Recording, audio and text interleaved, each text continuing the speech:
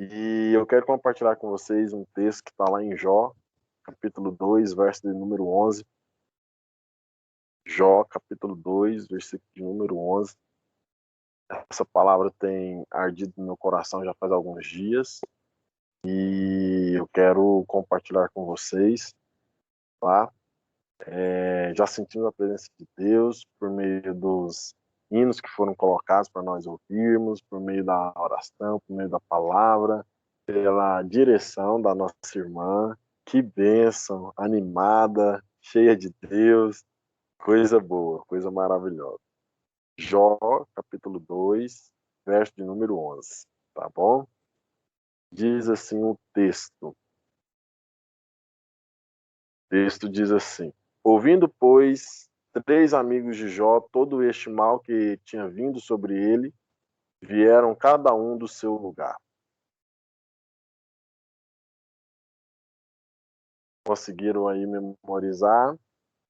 Ouvindo estes 3 amigos o mal que sobreviera sobre Jó, vieram cada um deles do seu lugar. Primeira coisa que eu gostaria de falar aqui para a gente compartilhar nessa primeira hora desta vigília é que a história de Jó ela é conhecida por todos nós, se não pela grande maioria. Nós sabemos que Jó é um homem que o próprio Deus dá testemunho a respeito dele, e nós compreendemos também que Jó é um homem dedicado à família. Ele é dedicado a servir ao Senhor, servir a sua família e servir a sociedade que ele está inserido. A Bíblia aponta para a gente que quando Jó sentava-se à entrada da cidade, ele exercia um papel na sociedade como conselheiro. Era apenas os anciãos, conselheiros que ficavam à porta da cidade, ou para julgar causas, ou para aconselhar aqueles que precisavam de conselho. É normal também que quando a gente ocupa um espaço na sociedade, independente de que sejamos influentes ou não influentes na sociedade, é comum que a gente adquira, ganhe, conquiste amigos. Esse texto é bem claro em dizer sobre os 3 amigos de Jó. Ele faz Bildade e Zofar. Bildade, ele faz e Zofar. A Bíblia vai falar que esses 3 amigos, ao saber das tragédias que haviam acontecido na vida de Jó, eles saem do lugar onde eles residem e decidem ir até Jó para consolar a Jó. Só que, recentemente, na igreja que congrego, nós tivemos um culto chamado Culto do Amigo. E quem ministrava nesse dia era um outro pastor, o pastor Daniel Dantas, um homem de Deus. E quando eu me deparei com essa temática, culto do amigo, né, eu fiquei imaginando, se eu fosse ministrar, o que eu ministraria? E o Espírito Santo começou a ministrar algumas coisas a respeito desse texto. E aí nasceu essa mensagem, já faz aí mais ou menos 2 semanas que eu tenho meditado nesse texto. E quando o Glauber falou comigo, eu falei, se Deus permitir, é esse texto que eu vou ministrar. Então eu queria falar hoje a respeito, precisamente, de amizades, amigos. Jó é um homem que, embora ele fosse influente, precisou de amigos. Embora nós sejamos pessoas influentes ou não, nós precisaremos já. Mas o que me chamou a atenção nesse texto é que ele é bem atual.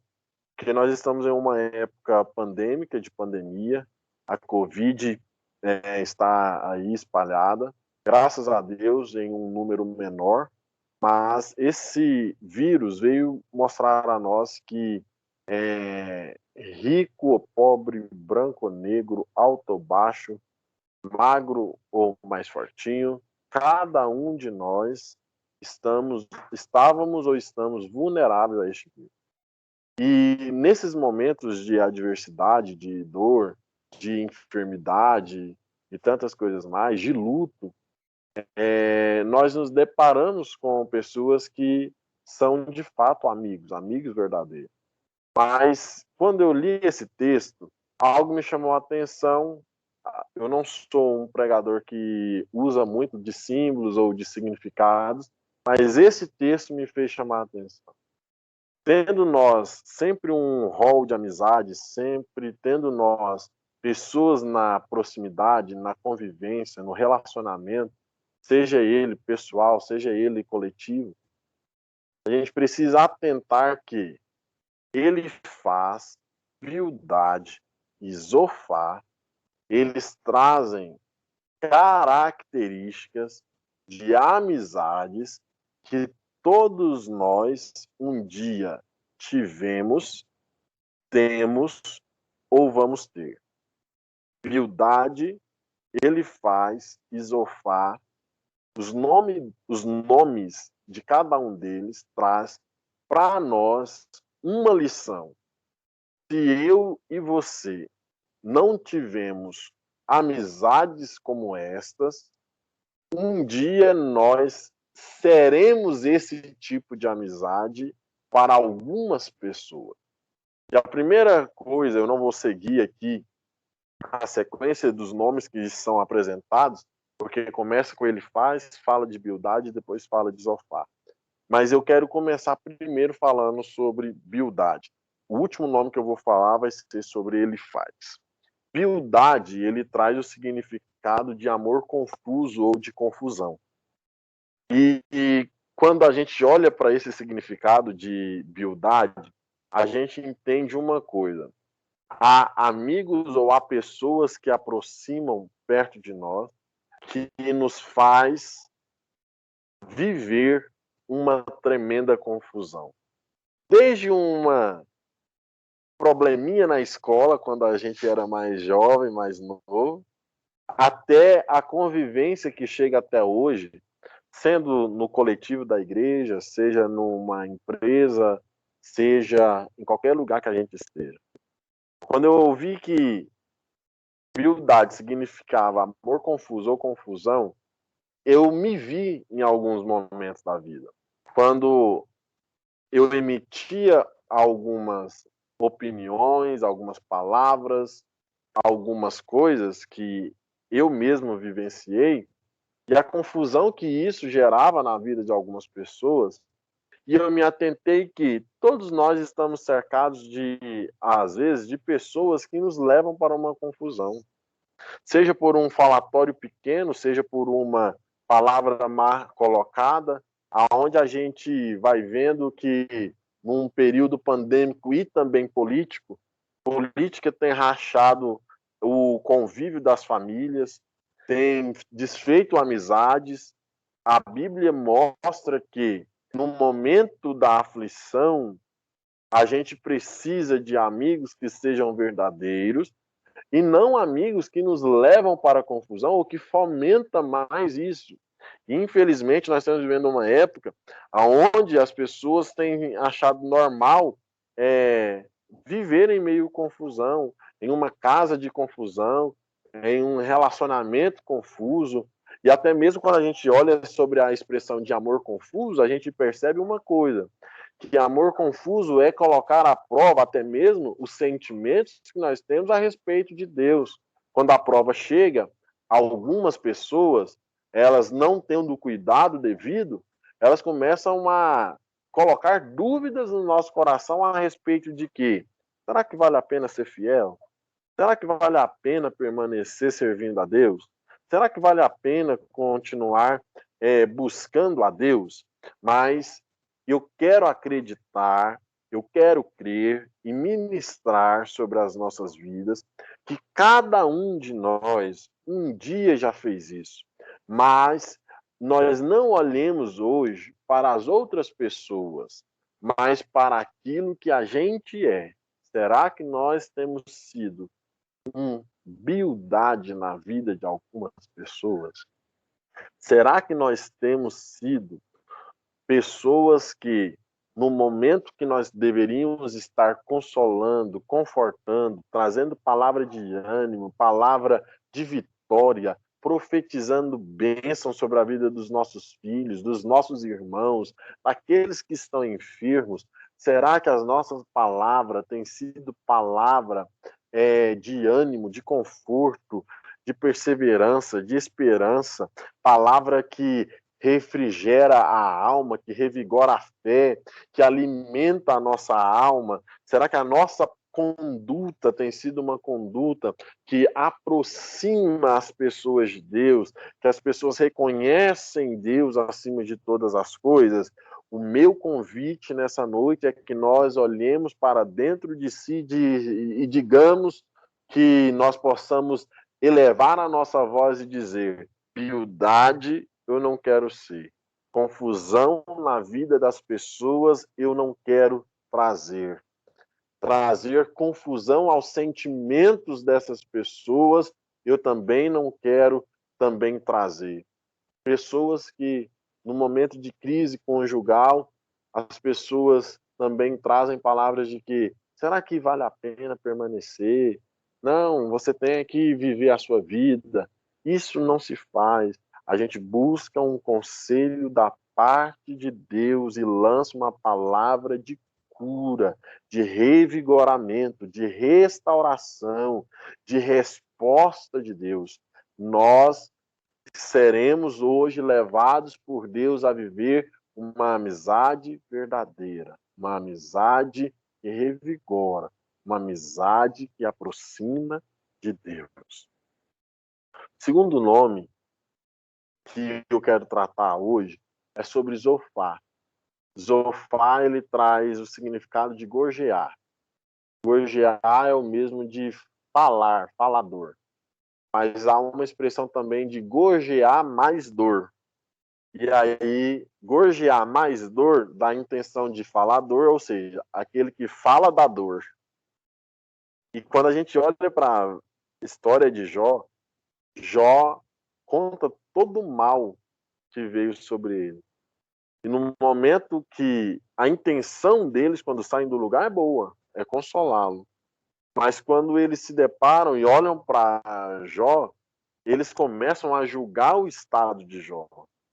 E aí a gente precisa atentar para que nós não somos julgadores. Embora a Bíblia fale lá nos evangelhos, não julgueis para que não sejais julgado, a Bíblia está dizendo assim: se você julgar na mesma proporção, você também vai ser julgado. Se você aponta o dedo, também vão apontar o dedo. E quando se fala ou se refere a respeito de profecia, a Bíblia vai dizer que nós devemos analisar sim a profecia, mas não o profeta. Muitas das vezes a gente rejeita a profecia por causa de quem profere a profecia. Mas a Bíblia vai dizer que a gente precisa analisar a profecia e não o profeta. Então, quando a gente olha para Zofar, ele é o tipo de amizade que gosta de falar da dor. Daquelas pessoas que se alimentam das derrotas, dos fracassos e das intempéries que algumas pessoas estão vivendo. Mas eu quero liberar uma palavra sobre a minha vida e sobre a sua vida. Que Deus afaste os Zofars das nossas vidas, mas que Ele aproxime pessoas que sejam para falar das vitórias, para que quando Ele enxergar um momento difícil, Ele não venha para colocar a gente mais para baixo, para colocar a gente ainda mais cabisbaixo, mas que nós sejamos aqueles que lancemos palavra, palavra que edifica, palavra que vai transformar. Porque, irmãos, nós temos uma grande arma em nossas mãos, que é a palavra proferida da nossa boca. Tiago vai dizer que quem refreia a sua língua consegue controlar todo o corpo. Ou seja, nós temos o poder de matar pessoas por meio de palavras, pessoas, ministérios, casamentos, empresas, relacionamentos, seja de qual âmbito que seja, por meio das palavras. Porque uma das coisas que a gente entende que a palavra traz é que uma palavra lançada, ela não volta atrás. Uma vez que essa palavra foi lançada, ela não tem como retroceder. É como uma flecha que foi lançada. Não tem como você lançar uma flecha, correr e pegar ela no meio do caminho. Ela vai atingir o alvo. Então, que a gente tenha na nossa vida, no rol de amizade, nossa, não pessoas que sejam como o significado de Zofar, que é o significado de alguém que fala da dor. É como se nós estivéssemos cercados de carpideiras, aquelas mulheres que eram contratadas para chorar no velório, que só são a única função delas é chorar no velório, é chorar ou falar da dor daquela pessoa que já está em prantos. Então, a gente precisa entender que, se for para falar, que a gente fale de coisas boas, da viva esperança que está no coração de nós que servimos a Jesus, a vinda do nosso Senhor, o arrebatamento da igreja, a vitória alcançada, a conquista que nós obtivemos. Deus nessa noite está convidando a nós usarmos a nossa boca para profetizar sobre a nação, não um tempo de dor, irmãos. Eu sei e nós sabemos, e alguns de nós provavelmente tem um estudo escatológico, sabe que as profecias, que algumas profecias que estão se cumprindo nesse tempo, nós sabemos que sim, passaremos em um período de tribulação, nós passaremos por um momento de perseguição, isso é bíblico, ok, mas só que nós, por mais que vamos passar este tempo, passar por este momento, que nós sejamos profetas, profetizas de um tempo de paz, de bonança, de um tempo aonde nós ainda alcançaremos a glória maior, a glória do nosso Cristo. Nós ainda veremos a face do nosso Deus. Se formos para falar, se formos para pedir alguma coisa, que seja como o desejo de Davi, não retire, ó Senhor, do nosso coração o teu Santo Espírito, não retires de mim o teu Santo Espírito. Se for para pedir, que seja como Moisés pediu, mostra-me a tua glória. Se for para pedir, que seja, se for para ver, que nós tenhamos a visão que Jeremias teve. Qual é a visão que Jeremias teve? De uma vara de amendoeira. O que significa? Significa mudança de estação, ou seja, o outono, o inverno se transformará em primavera. Esse é o significado daquele versículo. Ou seja, haverá um tempo de paz, de bonança, de vitória, de ressurreição, de restauração sobre a minha vida, sobre a sua casa, sobre esta nação. Esta nação não está perdida, essa nação, ela não está longe do controle de Deus. Deus permanece no controle da nação brasileira, como também continua no controle de toda a nossa história. Não sejamos Zofar. Se formos para falar, falaremos de bênçãos do céu. Se formos para falar, falaremos das coisas boas que o céu nos proporciona. Porque o céu, ele proporciona na vida do crente a vitória. O ímpio não tem onde recorrer, mas nós temos aonde recorrer. O ímpio não tem aonde buscar um auxílio, mas nós temos aonde buscar um auxílio. Eleva os meus olhos para o monte, de onde me virá o socorro. O meu socorro vem do Senhor, que fez os céus e a terra. O salmista também diz no Salmo 91, 1000 cairão ao teu lado, 10.000 à sua direita, mas você não será atingido. Oh, glórias a Deus. Eu acredito nessa palavra e eu quero te lembrar que já estou caminhando para o fim, que humildade é a amizade que te leva para a confusão. Zofar é aquele que fala da dor ou que é falador. Só leva coisas ruins, só as notícias ruins. Mas só que no meio disso tudo, Jó também tinha uma pessoa que o significado dele é bênção para a gente. Porque ele faz, eu tenho certeza que você vai glorificar a Deus daí. Humildade, ele faz significa, vamos lá? Bildade significa amor confuso ou confusão. Zofá significa gorjear, gorjeador, falador, fala da dor. Agora, ele faz, irmão, ele significa literalmente presente de Deus. E eu quero acreditar que sobre a minha vida e sobre a sua vida está chegando o tempo de ele faz não só chegar, mas te dar aquele abraço que sara as feridas, que sara a dor, que sara a nossa alma. Está chegando presente de Deus para a nossa vida. Está chegando presente de Deus. E o engraçado é que a cidade de ele faz, ela significa centro da sabedoria.